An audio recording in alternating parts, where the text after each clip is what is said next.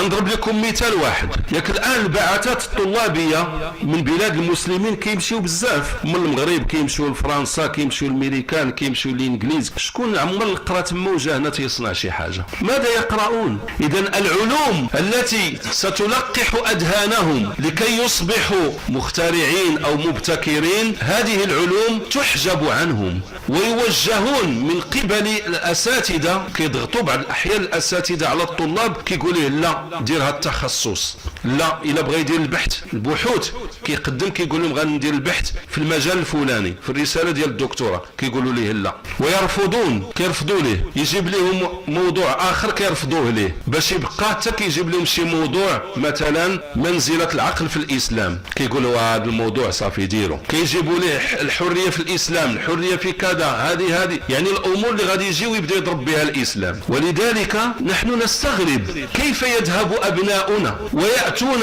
ولا يصنعون شيئا. وحتى من عرفوا انه يتميز بذكاء ثاقب وعقل خارق، وانه يمكن ان يصل الى مستوى يستفاد منه، هذا اش يديروا له؟ يسلطون عليه بناتهم بالاغراءات والاموال ويجنسوه، هاك الجنسيه هاك هادي، ويوظفوا عندهم ويتزوج بنتهم وكيخدم عندهم. كيجي شي واحد كيقول لك راه كاين مغربي خدام في لانازا. ايوا خدام في لانازا ديالك.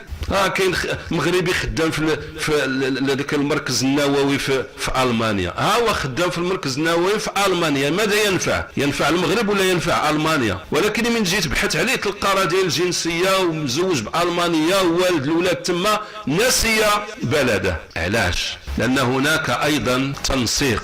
حتى لو قدر الله ان هذا العقل المتنور، العقل المخترع المبتكر، قدر الله له ان يفر منهم وياتي الى بلده، اين هي الورشات؟ ولا اسف الان اننا عندنا شباب مخترعون وعرضوا اختراعاتهم، باش كتعتذر لهم الدوله؟ ايوا سمحوا لنا الامكانيات باش غادي دير هذا المشروع ما عندناش. الامكانيات باش يدار موازين والمهرجانات والسينمات وهذه كاين باش يدار واحد الورش لواحد الشاب. راه الا كتدخلوا للموقع ديال هويه بريس راه كاين واحد الشاب الان راه كاين عليه ضجه، شاب مغربي مخترع عنده شي 6 ولا 7 ديال الاختراعات، ولكن الابواب اللي كيطرقها ما عندناش.